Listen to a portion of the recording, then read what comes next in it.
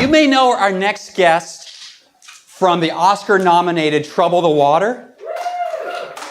You may know her as rap hip-hop artist Queen Black Cold Medina. And she's going to be here tonight to talk about the New Orleans Women and Children's Shelter. Please give a big spotlight welcome to Kimberly Rivers Roberts.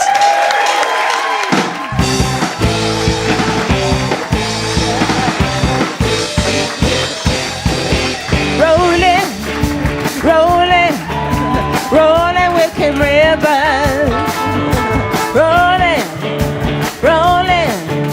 Rolling with Kim Rivers.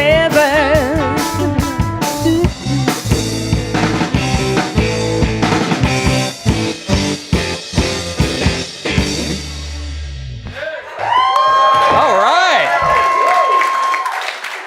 Wow, they're playing your song. That's my song, baby. That's your song. Yeah, you're right. Now, for those who don't know Kimberly Rivers Roberts, she's quite the Renaissance lady.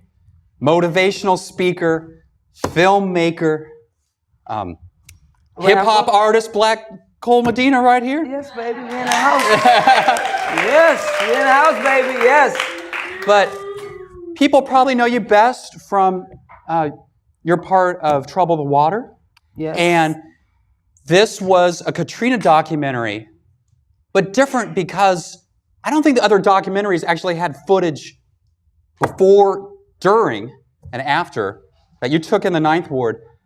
And I'm curious, what made you think to grab the handheld camera and record everything? See, that's the issue. I didn't think. I just did it. Yeah. No thinking was involved. For real, there's no thinking. Sometimes when you live your life, you spontaneously do things and you just do them. And 90% of the time, maybe 100% of the time, that's always the right thing. Sometimes you get out, put too much thought and you'll kind of, talk yourself out of doing what you really was supposed to do. And that was one of those cases with the documentary. Yeah, that's a good point. Yeah. And it was really important. People could talk about what might have happened, but you were there. Mm-hmm. And there's no getting around it because it's right there on film. Yep. And you really uncovered what really went on. And I saw this again last month, and it brought me back. And I'm like, wow, I forgot all that. Man, all that mess went down. No forgetting. Yeah. No forgetting. That's real. That happened in our time in America. No forgetting that. I don't mean forgetting Katrina, but I'm like the failed government response and all the injustice and all. Man, that's... Well, John, I was blessed to be one of the people that was called because I was living my life, minding my own business, and that came to me. Katrina came knocking on my door. I was just trying to live my life. She came to me. And I just had a camera for her, you know what I'm saying? And I kind of just filmed what was happening. And I was blessed to do that and represent that story. And forever, I'll forever be one of the ones that represented that story, that film, that was able to show the whole world what happened before, during, and after Katrina. Because a lot of people that lost their lives in that. And a lot of people just couldn't tell it because they didn't have the platform that I was blessed with to kind of get out there and show the world. So yeah, I was definitely blessed and picked to do that because I wasn't thinking about being no filmmaker during that time. I don't think I was thinking about, what was I thinking about? You were...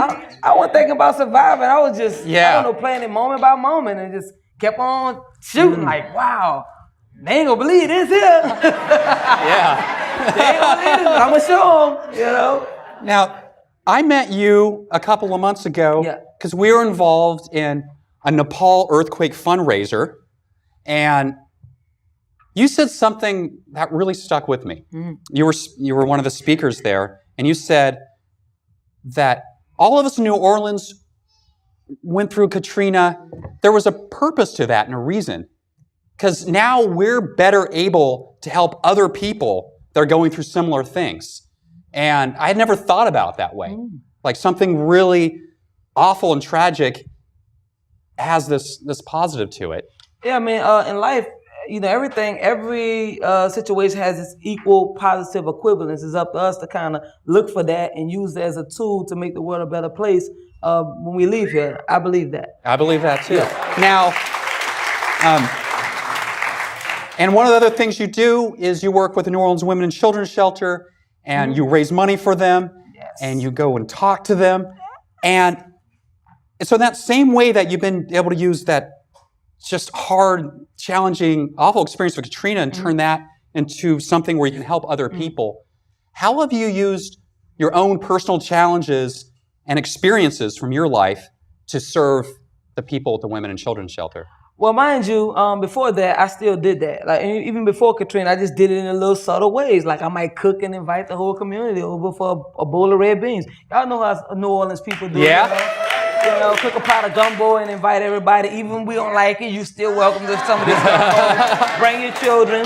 It's just a New Orleans thing, you know. So with the Katrina documentary, it just caught me in a day of my life. That's all it was a day of my life, and the camera happened to be on, and you know, that's it. With the New Orleans Women's Shelter, like I said, I've been helping people in my community, but just didn't have a bigger platform. They say money and opportunity make you a bigger you. So that's all it did. You know, it's made me a bigger me. I've been a giver. I've been a caring person about, you know, women and children in the community. And just with this platform, with the film, winning Sundance, my song Trouble the Water being Oscar nominated and going to the Oscars for Trouble the Water. Yeah. Now, that has helped me to use that opportunity to do what I've been doing anyway on a large scale. And just make it, so you can really make a difference. What do you say to the women when you're down there talking to them? What I say to them, I tell them, you got to tap into the queen that's in you. I mean, I know, you know, I mean, it's them, the real, you know, the true them. My message usually to them is the true them. For those who believe in God, for those who believe in the universe, I think it's the same. But anyway, you tap into that power that is in you, that I believe that's in all of us, that is with us and in us at the same time. And it's through that power that can overcome all the challenges in your life, all the isms, all the pain, all the whatever it is that keeps ones down and keep people from going forward. You know, we get trapped in situations and pain or whatever, but we can overcome them once we kind of tap into that energy. We tap into that through knowledge and information about who we really are and what we really come on this earth to do. You know, and that has changed me.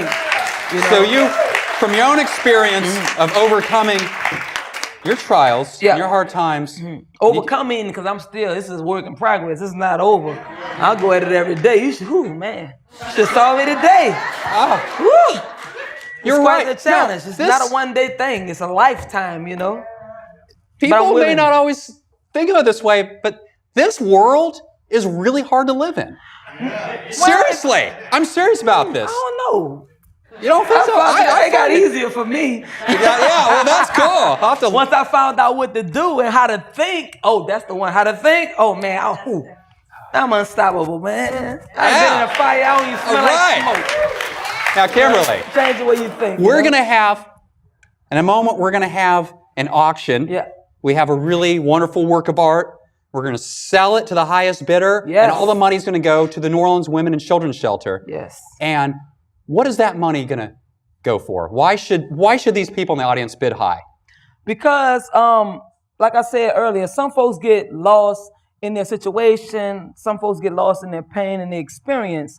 But that don't mean that they, you know, they're not talented. Don't need the opportunity. A lot of women need opportunity. Mind you, I provided opportunity for myself by cutting on the camera that day. And if it wasn't for me shooting that film, I think it would have came in another way because I'm me. But still, you know what I'm saying? It was that opportunity. So I go and with the women's shelter, I try to provide them opportunity. And I hope that they see that I was able to overcome a lot of challenges in my living experience, through providing opportunity, through following my heart. And a lot of those women in those shelters just need opportunity. They need the right people. They need inspiration to help them put themselves about those situations and, go forward. I believe that when we help women in society, we help the world. Because women help their children. They go back and help men. Men? Don't we help the world? Come on now. All right. You're right. You know?